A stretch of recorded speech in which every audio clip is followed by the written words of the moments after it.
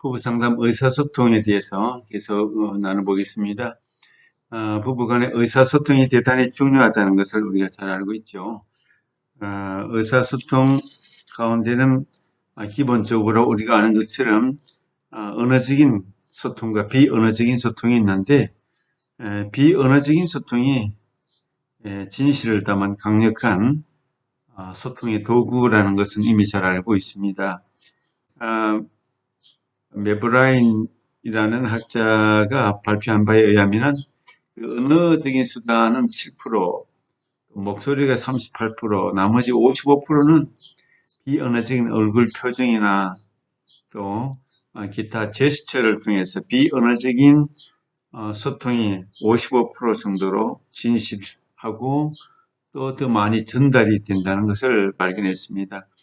언어적인 소통은 중요하지만 사람이 진실을 담지 않고 속일 수가 있기 때문에 비언어적인 소통이 대단히 중요하다는 사실을 오늘날 우리는 잘 알고 있습니다. 의사소통의 효과적인 소통 원칙에 대해서 몇 가지를 살펴보죠.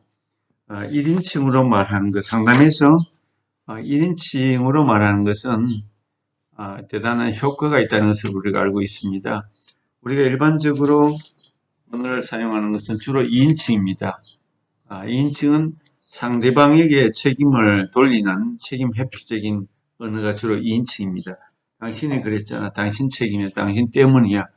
너 때문이야. 전부 2인칭으로 말하는 것은 책임을 내가 지지 않고 당신에게, 타인에게 넘기는 그런 투의 말을 우리가 2인칭이라 그렇게 말할 수가 있습니다. 그런데 비해서 1인칭으로 말하면 내가 언어적인 표현을 다 할 수도 있지만 그러나 책임을 돌리지 않고 자기의 감정을 있는 그대로 사실적으로 솔직하게 표현하는 방법이 1인칭으로 말하는 것입니다. 예를 들어서 당신이 부부간에 당신이 오늘 늦게 들어와서 내가 속상했어요. 당신이 늦게 들어와서 내가 속상했어요. 1인칭 내가 주인공이 되어서 단어를 문장을 끝맺는 것입니다. 내가 속상했어요. 당신이 그렇게 심하게 말하니까 내가 속이 상했어요. 내가 상처를 받았어요. 당신이 한 행동, 어떤 태도에 대해서 다 앞에서 표현하고 다 이야기를 하면서도 마지막 부분에 가서는 내가 이렇게 했어요. 내가 이렇게 상처받았어요. 내가 속상했어요. 내가 안타까워요. 이렇게 1인칭으로 끝나면 공격이 되지 않고 또 나의 하고 싶은 의사표현은 다 했기 때문에 의사 전달은 되고 이런 장점이 있는 1인칭으로 말하기. 부부간에 이것도 많은 훈련이 필요하겠지요. 1인칭으로 말하면 훨씬 더 부드러워지고 관계를 악화시키지 않는 좋은 언어 표현 방법이 될 수가 있습니다. 1인칭으로 말하는 훈련을 끊임없이 많이 해야 됩니다. 우리는 태어나면서부터 2인칭으로 말하는 그런 공격적인 자기를 내세우고 책임은 타인에게 돌리는 그런 언어가 일상화되어 있고 일반적인 언어 패턴이 그렇게 되어 있다는 것을 우리가 알게 되죠. 서로 경청하기, 부부간에 서로 경청하기, 우리 긴장하고 초조하고 예민하고 서로 공격하게 되면은 경청이 잘 안 되고 서로 자기 말을 자기 언어, 자기 말을 쏟아놓게 되죠. 이런 경우는 공격이 되고 또 상대방을 무시하는 자세가 되기 때문에 우리가 좋은 방법은 당신이 한 5분 정도 쭉 얘기할 동안 나는 가만히 있겠다. 얘기를 다 해봐라. 이렇게 하고 그 다음에 이제 시간이 다 됐을 때 다시 차례로 그 다음 배우자가 자기가 하고 싶은 얘기를 다 할 수 있도록 그렇게 하는 방법도 좋은 방법일 수 있고 경청을 잘하는 것, 잘 들어주는 것 이것이 쉬운 일은 아닙니다. 남의 얘기를 잘 듣는 것은 에너지가 필요하고 힘든 일이고 자기가 하고 싶은 말을 참아야 되고 인내하면서 끝까지 들어줘야 되기 때문에 쉽지 않은데 그러나 훈련을 통해서 배우자 상대방의 이야기를 잘 들어줘야만 관계가 좋아질 수 있고 호전되고 개선될 수 있다는 것을 우리가 잘 생각해야 합니다. 부부간에 자신의 불만을 간결하게 말하기, 간결하게 말하기, 이게 참 좋은 표현인데 잘 안 되죠. 남편이나 아내가 불만이 있으면 막 투사하고 쏟아놓고 불만을 더 크게 말하지 간결하게 나는 요거 때문에 오늘 속이 상했다.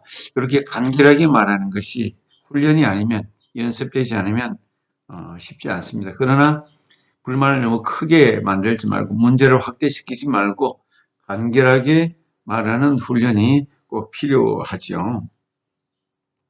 그 다음에 부드럽게 시작하기.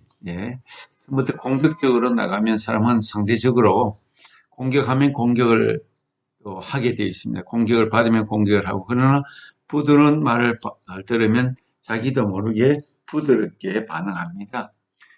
벽에 공을 던지면 튀어나오는 것처럼 반응이라는 것은 그렇습니다. 상대적이고 또 상대에 따라서 부드럽게 하는 태도에 대해서 누구도 침을 뱉지 못하고 마음을 누그뜨리고 감정을 가라앉힐 수밖에 없는 거죠. 그 다음에 이제 다툰 후에는 사과하기. 부부간에도 가족 안에서도 사과를 잘 해야만 마음속에 앙금이 남지 않고 찌꺼기가 남지 않고 감정의 덩어리가 쉽게 해결될 수 있는 좋은 방안은 진심으로 사과하는 것이 참 중요한 자세고 태도고 언어 소통의 중요한 방법이 될 수가 있을 것입니다. 부드럽게 시작하고 다툰 후에는 사과하고 그 다음에 이제 여섯 번째로 상대에게 감사함을 표현하기. 상대에게 감사를 표현할 수 있다는 것 대단히 중요하죠. 사람은 감사를 잘 못하는데 가족이기 때문에 더 감사를 잊어버릴 수도 있고 부부간에도 같이 늘 함께 있기 때문에 가족이기 때문에 서로 잘 안다고 생각하기 때문에 무시해버리고 감사를 해야 되는데도 불구하고 안 하는 그런 패턴으로 빠지면 늘 안 하게 되고 늘 관계가 또 무딘 상태로 거친 상태로 둔한 상태로 있을 수가 있습니다만은 감사를 표현할 때 부부지만 더 관계가 돈독해지고 친밀해지는 것을 알게 되죠. 일곱 번째, 자신이 원하는 것을 구체적으로 말하기. 구체적으로 말한다는 것이 대단히 중요합니다. 특히 남성들은 구체적으로 아내가 말하지 않으면 대충 추상적으로 얘기해서는 거의 깨닫지를 못합니다. 오늘 아내가 선물을 하나 받고 싶다. 이렇게 구체적으로 말하면 좋은데 선물 중에서도 오늘 그 스카프를 하나 선물 받고 싶다. 아니면 장미꽃을 선물 받고 싶다. 이렇게 구체적으로 하면 좋은데 그냥 추상적으로 오늘 기분이 꿀꿀하다. 오늘 마음이 좀 허전해. 이렇게 얘기해서는 도무지 상대방의 어떤 욕구를 헤아릴 수가 없습니다. 그런 면에 있어서 구체적으로 말할 때 부부관계가 더 사실적으로 현실적으로 실제적으로 더 나아질 수 있는 방안이 될 수가 있을 것입니다. 그 다음에 여덟 번째로 서로가 동등해지기. 한 사람이 높고 한 사람이 낮은 것이 아니라 같이 동등하게 어깨동무하고 동등하게 악수하고 동등하게 대우받고 동등하게 민주적으로 대화하고 힘의 균형이 높고 낮음이 아니라 강하고 세고 또 약한 것이 아니라 동등한 입장에서 그렇게 나갈 때 훨씬 더 부부 관계가 부드럽고 좋아질 수가 있을 것입니다. 그런 측면을 우리 한번 생각해 보는 거죠. 그 다음에 이제 상담자가 부부 내담자의 의사소통을 코치하기 했습니다. 가르치는 거죠. 의사소통은 말의 습관 때문에 어릴 때부터 만들어진 말의 습관을 철저한 훈련과 연습이 아니면 어느 습관이 바뀌는 것이 그렇게 호락호락 쉽지는 않습니다. 그래서 장기적으로 지속적으로 훈련을 실천을 통해서 의사소통이 부부간에 바뀔 수가 있습니다. 말의 패턴, 부부간에도 존댓말을 쓰는 사람이 있고 부부간에 그냥 하대어를 쓰는 경우도 있고 여러 가지 유형이 있습니다. 그러나 한번 신혼 때 만들어진 부부 관계의 언어가 중년기까지 이렇게 쉽게 변화되지 않죠. 바뀌지 않죠. 그러나 어떤 교육을 통해서 코치를 통해서 의사소통이 바뀌게 되면 관계도 바뀔 수 있다는 것을 우리 기억해 볼 필요가 있습니다. 효과적인 의사소통 모델링을 보여준다. 우리 코치로 상담자가 상담 언어로서 부드러운 언어, 생명의 언어, 칭찬의 언어, 지지하는 언어로서 예담자에게 이렇게 보여줄 때 놀라운 효과가 나타날 수도 있을 것이죠. 두 번째로 의사소통 개발을 위해 교육을 한다. 부부관계에는 특별히 오랫동안 밋밋한 관계, 갈등의 관계, 상처를 주고받는 관계였다면 의사소통 개발을 통해서 교육을 받게 되면 그런 상처, 갈등, 아픔을 훨씬 더 완화시키고 더 좋은 지혜 관계로 나갈 수 있도록 그렇게 발전할 수 있습니다. 그래서 아이들에게도 언어를 어릴 때 가르쳐 준 것처럼 예쁘게 말할 수 있는 방법을 가르쳐 준 것처럼 부부 간에도 10년을 살고 20년을 살고 30년을 살아도 다시 언어를 교정할 수 있는 그런 관심과 동기가 부여된다면 부부관계는 훨씬 더 부드러운 관계로 나아갈 수 있다. 그렇게 보는 것이죠. 피드백을 통해서 부부의 생각을 확인한다. 어떤 언어를 했을 때, 사용했을 때, 어떤 말을 전달받았을 때 그거에 대해서 상담자는 피드백을 한번 받게 해보는 것입니다. 아내가 남편에게 여보 이렇게 해주세요. 이렇게 했을 때 남편의 느낌은 어떤지. 예를 들어서 남편이 여보 저거 가지고 와 이렇게 명령했을 때 아내의 느낌은 어떤지. 피드백을 통해서 감정을 전달해 보면 이것은 명령이구나. 이것은 지시구나. 이거는 권면이구나. 이거는 권유하는 말이구나. 이거는 지지적인 언어이구나. 나한테 명령했기 때문에 상처가 되었구나. 라는 것을 깨닫게 해준다면 훨씬 더 개선하는데 바뀌는데 도움을 주고 받을 수가 있다고 보는 것입니다. 의사소통을 코치하는 그런 기술을 가지고 지도하는 상담자가 될 수도 있어야 합니다. 그 다음에 다섯 번째로 의사소통의 장애물을 극복하기. 의사소통에는 여러 가지 장애물들이 있습니다. 걸림돌이 있는 거죠.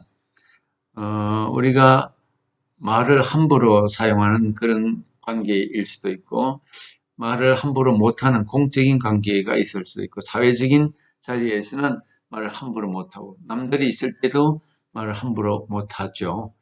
말에는 장애물, 어떤 환경, 어떤 상황에 따라서 말을 함부로 할 때도 있고 함부로 하지 못할 때도 있습니다.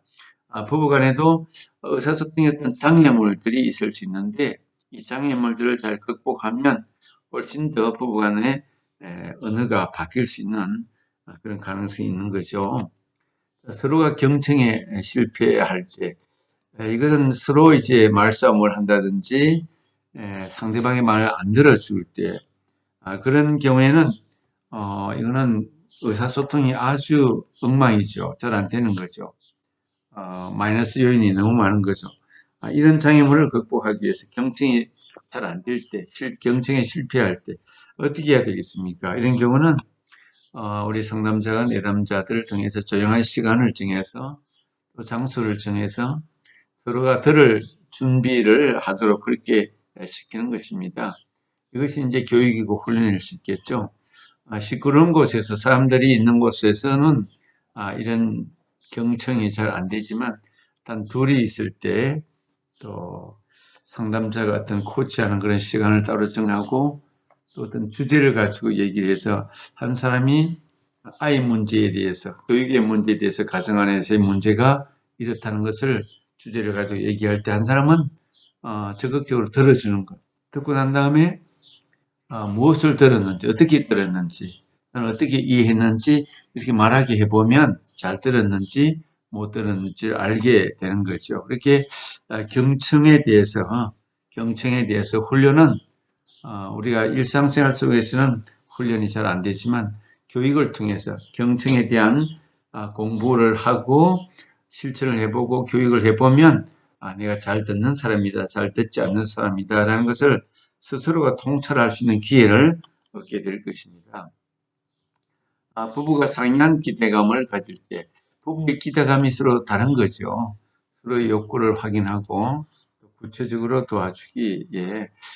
부부가 서로에 대해서 다른 기대감을 가질 수 있을 것입니다.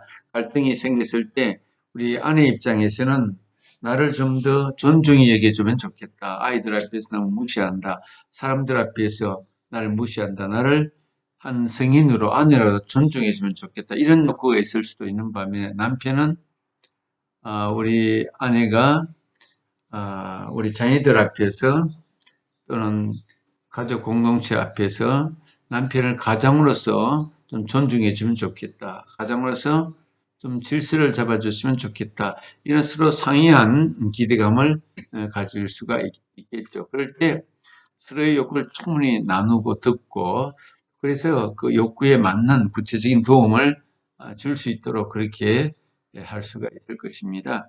욕구가 다를 때, 서로의 기대감이 다를 때 상대방에 대해서 서운함을 가지고 공격하게 되고 오히려 이런 마음속에 기대감을 충족시켜 주지 못하니까 상대방의 이야기를 무시해버리고 잘 듣지 않고 또 건너뛰고 집중하지 않고 그럴 가능성이 얼마든지 있다고 보는 것입니다. 이처럼 경청에 대한 기대, 욕구 이런 것이 다를 때 충분히 듣고 구체적으로 이런 것은 이렇게 했으면 좋겠다 하면서 도와주는 그런 상담자의 역할이 필요한 것이죠. 그 다음에 세 번째, 상이한 의사소통 유형을 가질 때 의사소통 유형이 서로 완전히 판이하게 다를 때 예.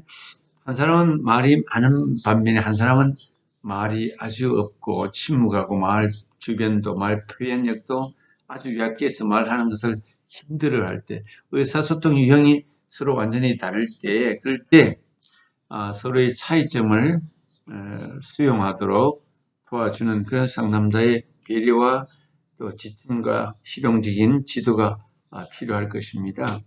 예를 들어서 아내가 말이 많고 남편은 침묵하고 거의 자기 표현을 감추고 있고 하지 않을 때 그럴 때 아내는 입을 다물고 남편이 말할 때까지 기다려주는 것 이것도 침묵하고 남편의 이야기를 끝까지 기다려준다는 것 이것도 중요한 의사 표현의 한 방안이고 도구가 될 수가 있는 거죠. 이처럼 서로의 차이점을 충분히 이해해주고 공감해주고 차이점에 맞는 그런 의사소통을 개발하도록 돕는 것도 중요한 도움이 될 수 있는 것입니다. 이처럼 부부간의 의사소통 정진과 문제 해결에 대한 주제를 가지고 우리가 상담 상황 속에서 물론 초기에 관계 형성과 문제를 파악하는 것과 진단하는 것과 목표를 세우는 것과 구체적으로 이렇게 상담을 진행하면서 나오는 그런 문제 가운데 한 주제로서 부부간의 의사소통 문제 해결을 위해서 이런 방안을 가지고 점진적으로 접근해 나가는 것도 중요한 한 방법 가운데 하나라고 말할 수가 있을 것입니다. 부부간의 의사소통은 무엇보다도 중요하고 의사소통을 잘하고 못하고 말을 잘하고 못하고의 문제가 아니라 상대방 배우자에게 담긴 마음의 내용을 다른 배우자가 잘 이해하고 공감해 주면서 서로 소통하고 또 나누는 친밀감이 의사소통 문제를 통해서 훨씬 더 증가가 되고 또 관계의 질도 높아질 수 있다는 것을 생각하면서 의사소통 문제를 잘 짚고 넘어갈 수 있는 상담자가 되어야 하겠습니다. 여기까지 두 번째 시간을 하겠습니다. 수고하셨습니다.